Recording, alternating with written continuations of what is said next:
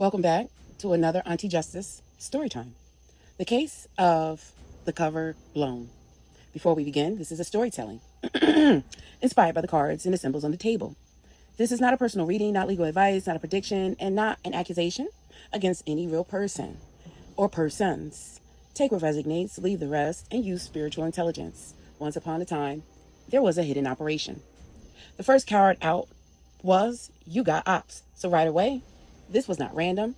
This was organized energy, a group, a plan, a setup, a system moving in the dark, thinking nobody could see the wires formed through organized chaos.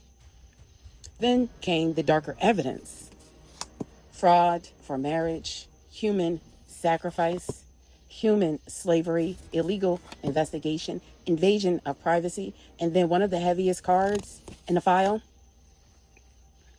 he gave his ex tainted drugs with the intent to OD, unalived. In this story, somebody wanted a false ending.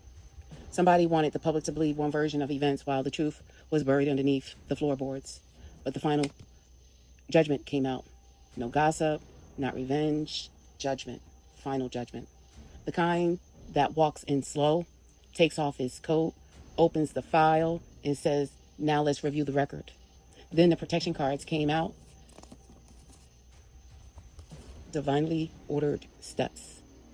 Stay ready so you don't have to get ready. Install security cameras and stay off the drugs. Sobriety. Bullyproof. That tells me the target was being guided, even when they didn't understand the full story. Something greater was moving their feet out of danger. Then the timeline opened up, put to sleep. 2014, home invasion, Chicago. So this story may go back years. A cycle that started long before the truth came to the surface. Something was pushed down and locked away, but the tower came. Towers falling, ending and beginning, evil friends and family, targeted unjustifiable abuse. That means the old system is collapsing while a new path is opening. Then came again the evil friends and family, targeted unjustifiable reaction, abuse. In this story, betrayal did not come from strangers only. Some of it came from familiar faces, smiling mouths, and dirty hands. People do love putting knives in birthday wrap paper. Very festive, also dangerous, and very deranged. Then the legal and spiritual pressure arrived, with the spiritual or physical warrants issued. Corrupt city officials, feds, St. Matthew. Now, St. Matthew entered the story like the keeper of the ledger, the one who records accounts, debts, transactions, and testimony. Nothing missing, nothing forgotten. Every lie has a receipt. Then came the spiritual fall, fallen angels. These are the ones who had gifts, access, beauty, power, or position, but used it to harm instead of heal. They did not fall because they were weak. They fell because they chose wrong. Then came with theft. The theft cards. Destiny swapped. Swiping, no swiping. Somebody tried to take what was not assigned to them.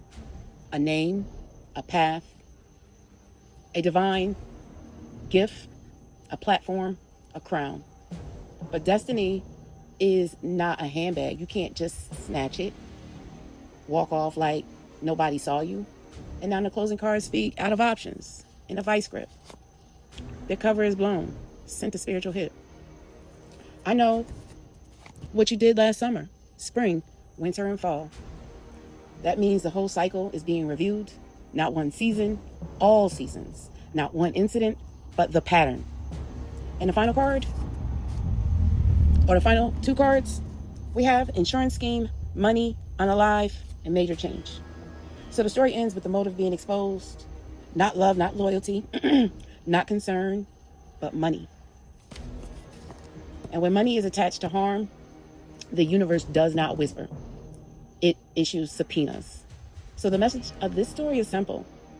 Their cover is blown. The tower is falling. The old operations is out of options. And the person they thought was asleep is wide awake. Final judgment is not coming. Final judgment has entered the room. Court dismissed.